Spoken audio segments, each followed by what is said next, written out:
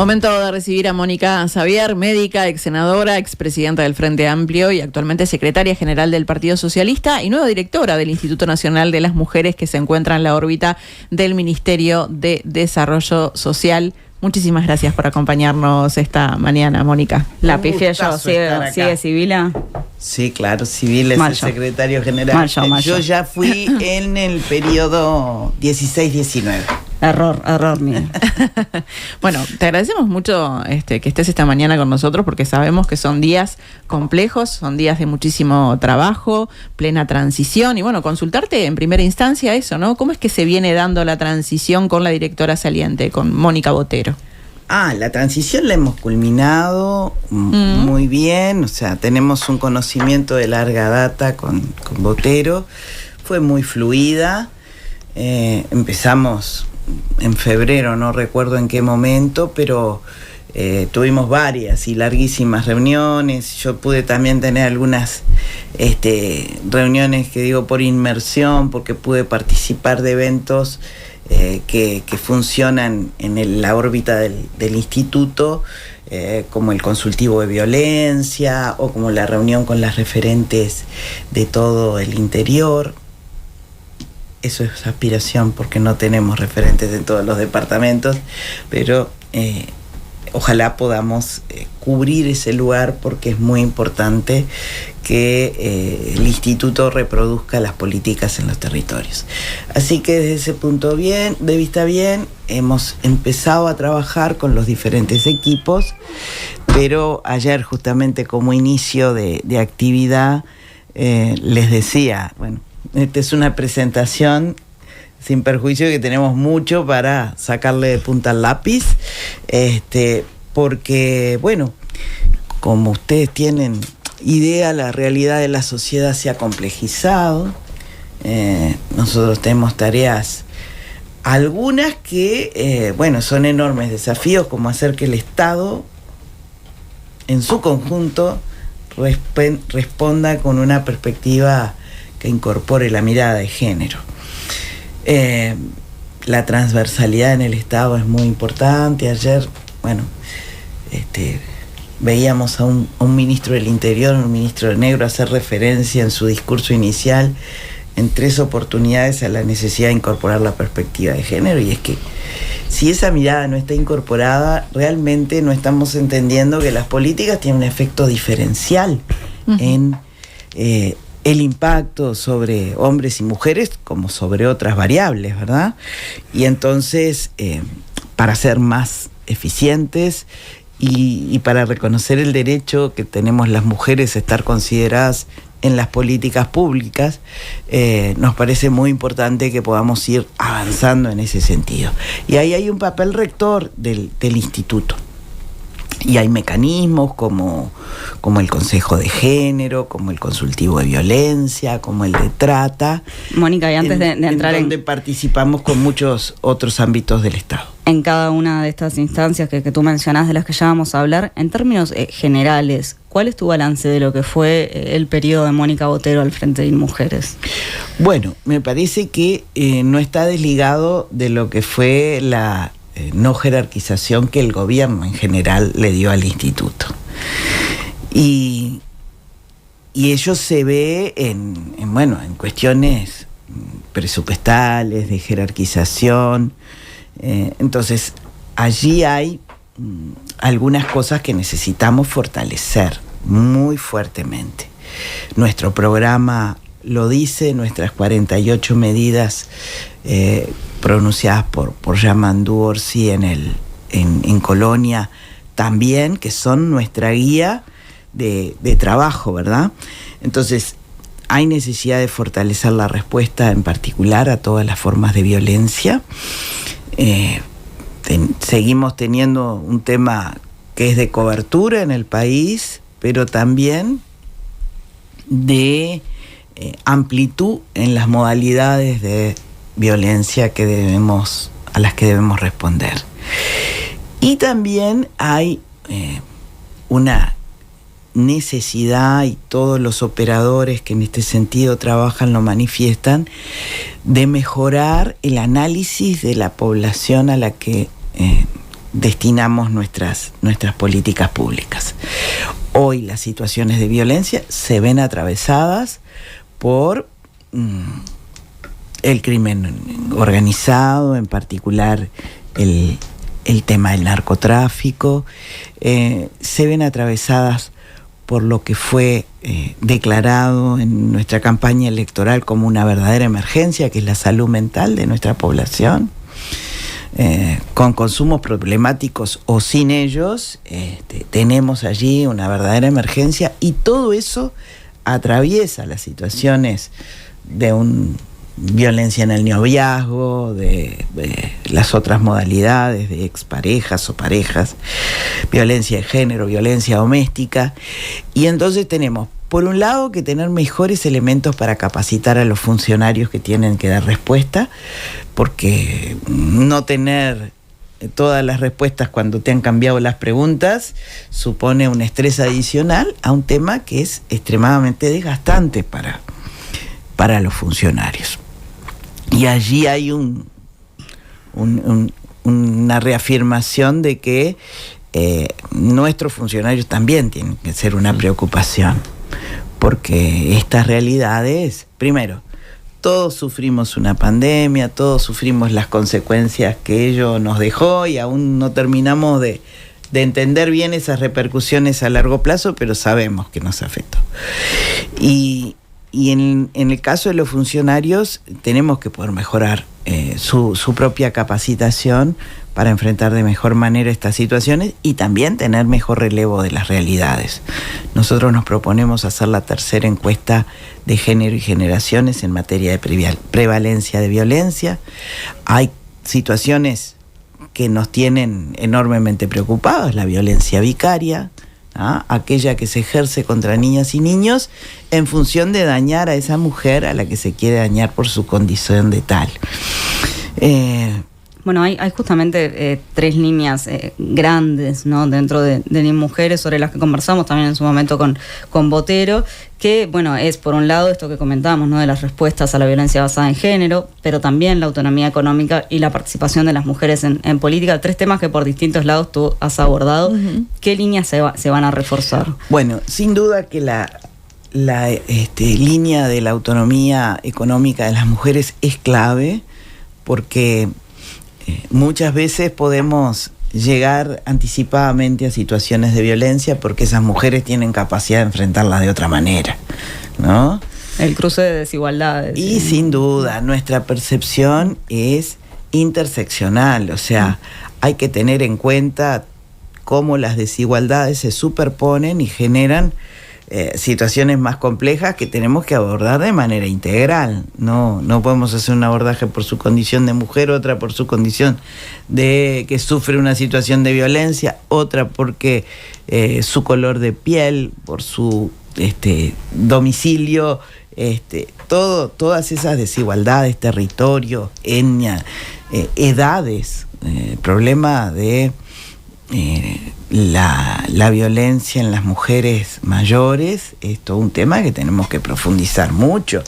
Somos una sociedad que envejece desde hace ya mucho tiempo, y necesitamos entender las claves de las mujeres que llegamos. Tenemos más expectativa de vida, pero llegamos solas, enfermas, y muchas veces, bueno, víctimas de esas situaciones de violencia. Entonces, necesitamos trabajar mucho con otras áreas del MIDES para implementar salidas a estas mujeres, que muchas veces la violencia nos hace, bueno, que dispongamos un sistema de protección, pero que eso tiene que ser transitorio y tiene que encaminarlas hacia la sustentación económica, también muy cercanos en el trabajo con los cuidados, porque ninguna mujer se inserta adecuadamente en el mundo del trabajo si no tiene garantizados los cuidados. En ese sentido, creo que nosotros también allí vamos a poder darle un nuevo impulso a los cuidados, y como ya ha dicho el compañero ministro, y lo hemos dicho a lo largo de la campaña, bueno, nosotros queremos que el sistema de cuidado se desarrolle, obviamente con todas las patas e interconexiones, pero aquella norma que fusionó cuidados con discapacidad, bueno, norma mediante, separarlo. Habrá que volver a separar y tener allí, Mónica, por otro desarrollo importante. Por otro lado, se ha denunciado que que durante este periodo no estuvieron los cupos necesarios para atender a las víctimas de violencia basada en género. ¿Esto se va a revisar? ¿Se van a ampliar la cantidad de lugares? Mira, lamentablemente, dado el incremento de la violencia, capaz que nunca nos sentimos satisfechos, porque además las ofertas de apoyo son diferentes o diferenciadas según la violencia sea muy grave o otras modalidades menos graves. Pero justamente en la perspectiva del acto oficial que vamos a llevar adelante el lunes 10 en la Torre Ejecutiva, cada ministerio está comprometiéndose, como lo hicimos en otras oportunidades, con algunas medidas que puntualmente reviertan en este primer año algunas situaciones más acuciantes. Y una es poder ampliar en la línea de respuesta de violencia aquellas situaciones de violencia extrema, los cupos para esas situaciones de violencia extrema. No tenemos presupuesto genuino, digamos. Este año funcionamos con el presupuesto del año anterior, pero allí hay que hacer una ampliación urgente, porque son las situaciones más complejas y bueno, somos un país chico con poca población, no es tan sencillo proteger a las mujeres y que efectivamente ellas y sus hijas e hijos puedan también tener no solo la protección de sus propias vidas, vaya que sí es importante, sino también las otras alternativas, ¿no? O sea, aún con este presupuesto durante este año, ¿eso se podría empezar a implementar? La algo vamos a empezar a implementar, sí. Esa es una medida que tiene que ser urgentísima. Mónica, uno de los aspectos que fue cuestionado de la administración de Botero es el hecho de que se haya bajado el convenio con la ONG El Paso, que trabajaba en el área de trata, un asunto que históricamente desempeñó esta organización. Esta administración, la saliente, había abierto un llamado para realizar contrataciones individuales. Según la información que recibiste durante la transición, ¿cuál es la situación actual con los servicios de trata? Bueno, aún necesito profundizar mucho más, como les decía al principio, es muy importante estar adentro de la situación para poder ver todas las alternativas que podemos tener. Pero sin duda ese fue no solo un caso que tuvo repercusión mediática, sino que también se inserta en un país que tiene dificultades para el tema de la trata. No coinciden los números, ¿no?, con un mundo y una región en la que hay mucha migración, y tenemos que tener claro que la trata puede ser con finalidades de explotación sexual, pero también con finalidades de explotación laboral. Y sin duda que allí va a haber que trabajar muy coordinadamente con otras dependencias del Estado, porque hay que mejorar la respuesta, pero también hay que mejorar la captación. Claro, ¿pensás en el Ministerio del Interior? Sí, en migraciones, en todo lo que necesitamos volver a repasar, porque también esas realidades se ven impactadas por una movilidad creciente de las poblaciones. Nosotros hemos recibido mucha migración, y más allá de no confundir la movilidad de la gente con un delito como la trata, hay que tener en cuenta que esas realidades son mucho más demandantes. Entonces, allí hay una nueva organización, pero hay que pensar y repensar si este modelo de cogestión de Estado con organizaciones sociales es el modelo a aplicar en todas las situaciones de respuesta, o hay que buscar capacidades propias, que de alguna manera era lo que estaba planteado en el movimiento que hizo Mónica Botero. Y en pero principio, que bueno, ¿te inclinás por alguna de esas opciones, Mónica? No, tenemos que ver realmente mejor las posibilidades. No quiero que se genere una situación donde pueda ocurrir un vacío. Son demasiado importantes estas situaciones, son demasiado lentos los tiempos del Estado. Podés hacer compras directas, tenés que pasar por todos los procedimientos, tenés que pasar por las impugnaciones, eso a veces alarga tanto y bueno, la gente no puede esperar a los trámites burocráticos, pero esto del Estado, que muchas veces nos da muchas garantías, también tenemos que reconocer que dilata los tiempos para lo que son la vida de las personas y las situaciones tan críticas. Entonces, hay que ir con mucha firmeza en esto, pero también teniendo claro de que no se pueden dar saltos al vacío, porque es la gente la principal perjudicada en esto. Entonces, mejorar los mecanismos de respuesta tiene que ser una necesidad, pero el eslabón de cada uno de los pasos tiene que estar muy afiatado, porque no se puede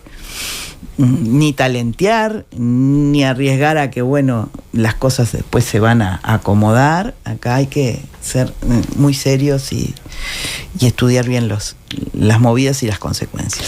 Mónica, hay otro tema que también queremos hablar con vos, porque durante el quinquenio pasado, desde el entonces oficialismo, se realizaron varias críticas a la ley 19.580, la ley de violencia basada en género, y ahora los legisladores colorados Andrés Ojeda, Robert Silva, Gustavo Subía presentaron un proyecto que propone, entre otras cuestiones, que se analice la historia sexual de la denunciante. Días atrás cambiaron el concepto para simplemente poner historia, pero la esencia de las modificaciones es la misma. ¿Qué respondes a estos cuestionamientos? Bueno, que siempre nos van a encontrar preocupadas por fortalecer las posibilidades de respuesta a las mujeres y a las niñas y niños que viven las situaciones de violencia.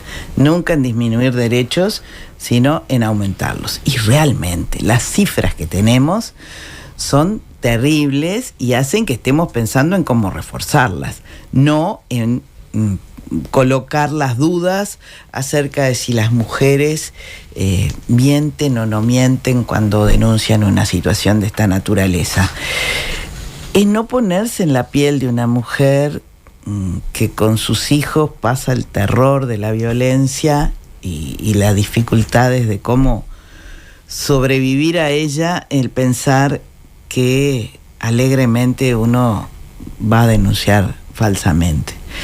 El Estado reestigmatiza mucho y la verdad que más allá de que puede existir un ejemplo de alguien que pueda haber hecho, y capaz que hasta por desesperación, alguna cosa de esa naturaleza, pero nunca va a ser por ahí. Y nuestra ley está hecha con los mejores estándares. Tenemos la plena tranquilidad de que eso es así. Cuando lo discutimos en su momento, yo estaba aún en el Parlamento en ese momento, fue un largo estudio, pero además las técnicas, las expertas estuvieron todo el momento chequeando estas normas que tienen estándares internacionales, y es una norma modelo que se pueden revisar. Cualquier ley se puede revisar, pero acá hay un negacionismo de las situaciones de violencia. ¿A qué le atribuís eso? Bueno, al machismo reinante, a la cultura patriarcal, a una onda que capaz que la palabra onda suena muy poco profunda para esto, a una concepción ideológica que hoy en el mundo viene ganando terreno, en la región viene ganando terreno, y que tiene expresiones nativas, que es el negacionismo y el enfrentamiento a toda la agenda de género. Es cuestionar la autonomía sobre nuestros propios cuerpos, es decir, que la violencia da lo mismo, la violencia del varón y del hombre, que existe violencia contra el varón, ¿sí? Ahora, desde que tenemos uso de memoria, los números que traducen esa evidencia muestran que la enorme cantidad de situaciones es de violencia hacia las mujeres y que está basada en una desigualdad en donde el hombre cree que es dueño de esa mujer, de su destino, de cómo se tiene que vestir, de con quién tiene que relacionarse, de si tiene que salir o no, de que no se le ocurra ir a trabajar y que no se le ocurra tener amigas.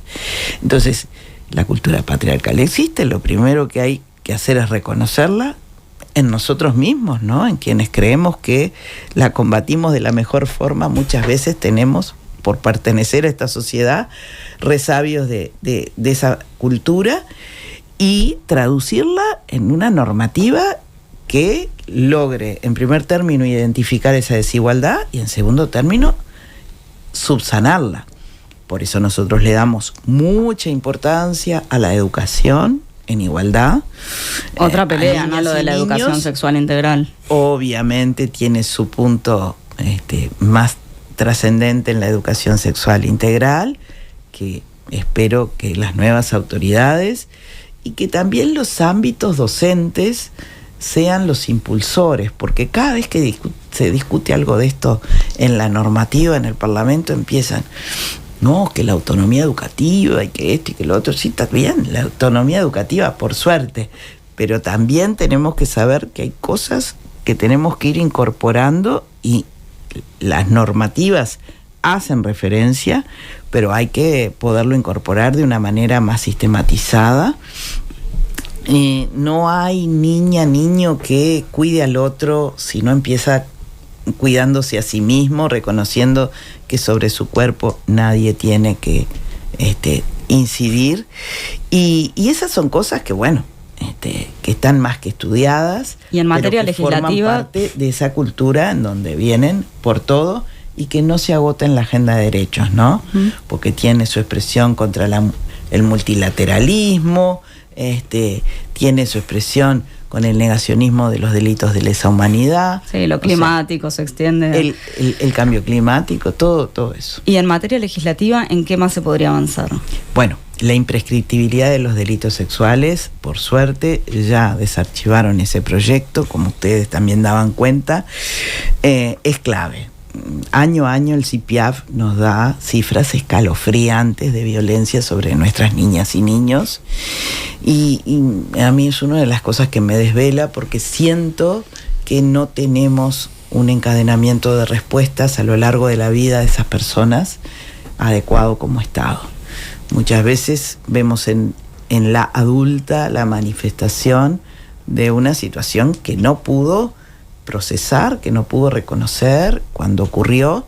Y bueno, este proyecto de imprescriptibilidad, que lo discutimos mucho en el momento de la ley de violencia integral, pero que no logramos los consensos necesarios para poderlo hacer, solo aquel diferimiento para empezar a contar los tiempos a partir de los 18 años, pero que eso no es suficiente, porque hay que también hacer que el delito prescriba.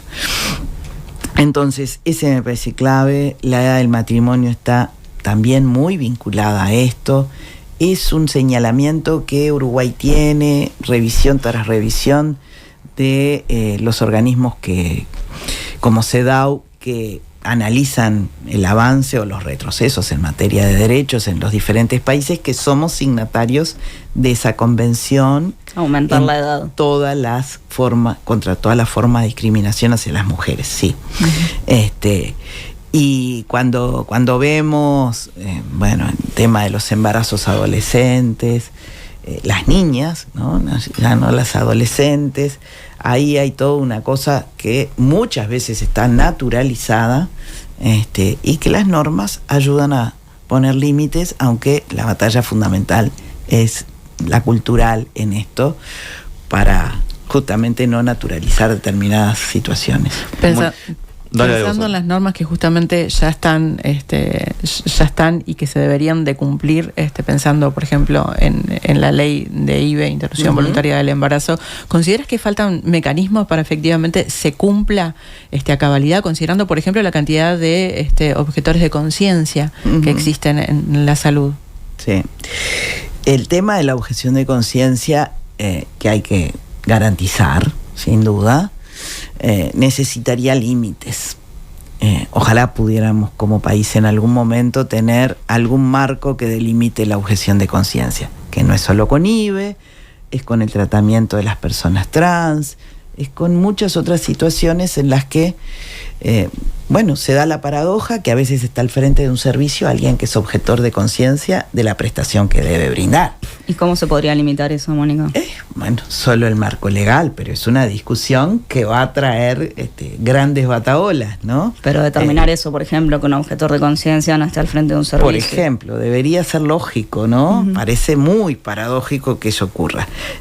Van a venir con la libertad del trabajo y con todas esas situaciones, pero parece tan natural reconocerle a la persona la objeción de conciencia, como también decirle, esta norma la tenés que cumplir, por tanto, si no la cumples tú directamente, tendrás que garantizar que la norma sea efectiva en tiempo, en forma, pero tampoco podés tener la rectoría de un espacio en donde se te da esta situación. Pero yo digo porque creo en eso, pero ojalá haya consensos para encararlo.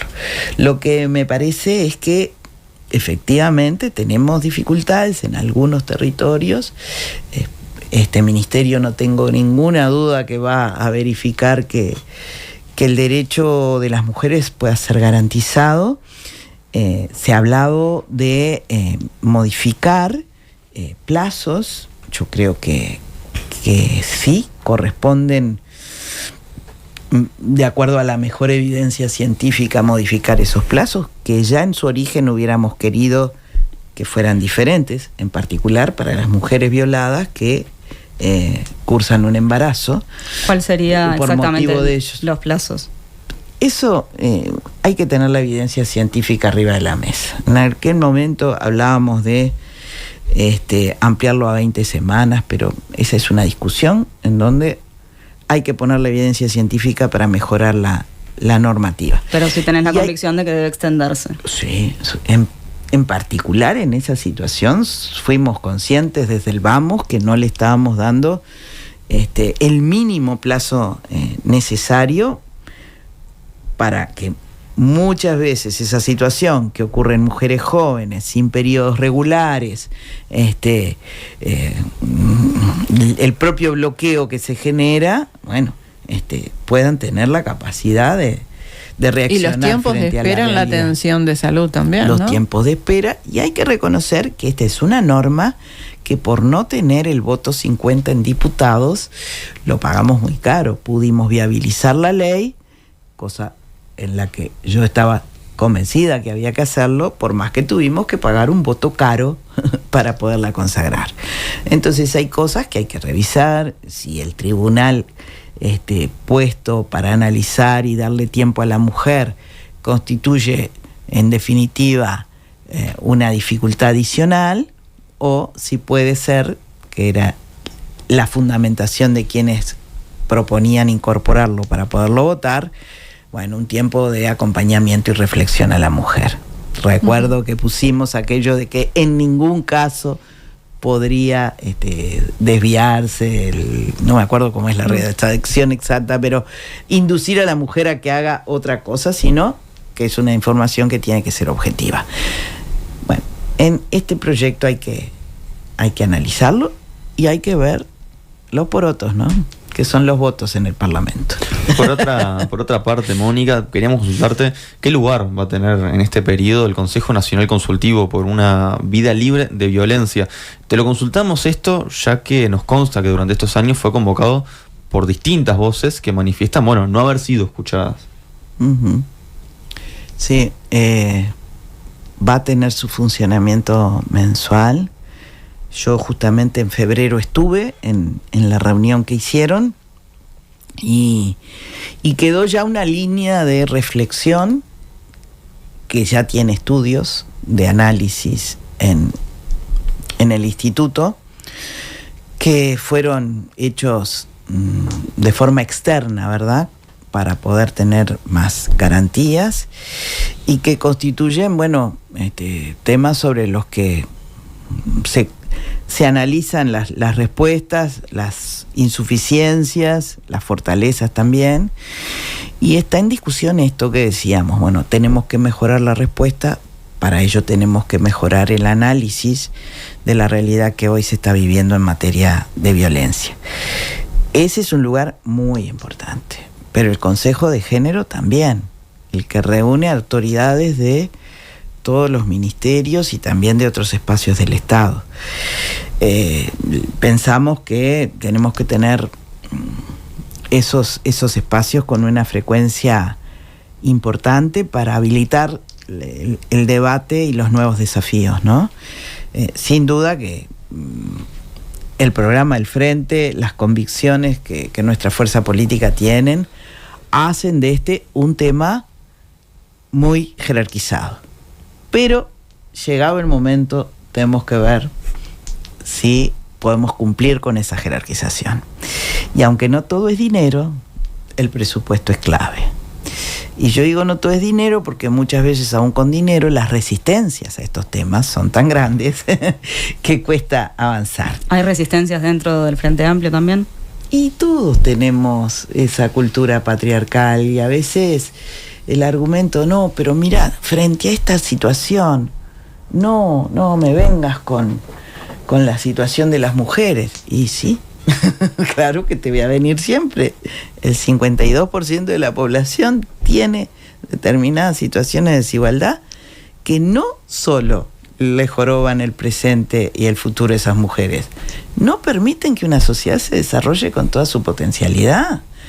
Lo vemos en la necesidad que los cuidados desanuden, las situaciones de menor empleabilidad, menor ascenso en las diferentes carreras de empleo, pero también en las que tienen que ver con los ámbitos educativos. Uno se pone a estudiar y ve que las mujeres en la base feminizan los poderes del Estado, pero después arriba, cuando los contás los porotitos, no alcanzan. Y tuvimos un gran impulso a la paridad y tenemos leyes, tenemos la disposición interna, no teniendo ley de paridad del Frente, y eso impacta. Por eso hay tan brillantes mujeres sentadas en el Senado de la República. No lo suficiente por la ingeniería electoral, impacta en diputados, pero bueno, otros partidos que no han dado su voto para la ley de paridad, tampoco lo han hecho voluntariamente, y ahí está la expresión. Entonces, no podemos postergar estos temas porque es no entender cómo estos temas desatan nudos que la sociedad tiene y que no le permite desplegar su potencialidad. Mónica, como para cerrar, ¿cómo crees que debería trabajar el Ministerio del Interior para justamente combatir la violencia basada en género, los femicidios, algo que no se pudo durante la administración pasada? Bueno, es un lugar muy importante que contribuye a esta tarea, pero la ley integral de violencia basada en género tiene una perspectiva más amplia aún, ¿no? Nosotros necesitamos que las primeras barreras, aquellas que identifican esencialmente en la educación al niño que sufre violencia o que está en un hogar donde su mamá está siendo violentada, o la salud que detecta a esa mujer y esos niños que sufren manifestaciones físicas o psicológicas de violencia, estén con toda la potencia, ¿no? Y sepan que va a haber lugares en los que van a poder canalizar esas situaciones. Entonces, en el Ministerio del Interior tenemos ahí una aliada fantástica, la Zuli Zabaleta, pero también tenemos un ministro y una subsecretaria muy compenetrados con este tema. Y claro, la policía tiene que poder decir: esta no es una puerta equivocada, en esta puerta te vamos a recibir, así sea para derivarte al lugar más correcto. Las mujeres no pueden seguir peregrinando y encontrándose con respuestas institucionales que desmerezcan la gravedad de lo que vienen a plantear. Y bueno, en eso no solo hay que poner mucha capacitación, también hay que transmitirle a la gente que esto es una prioridad, que no no es solo ir y cerrar una boca o ir y hacer, que en esto también tienen que dar una respuesta con la más alta profesionalidad. Y bueno, en eso estamos. Mónica Xavier, directora de InMujeres, muchísimas gracias por esta mañana aquí en Nada que Perder. Gracias a ustedes, nos vemos el 8 en la marcha convocada por la sociedad civil y el lunes 11:30 en la Torre Ejecutiva, en el acto oficial. Muchas gracias.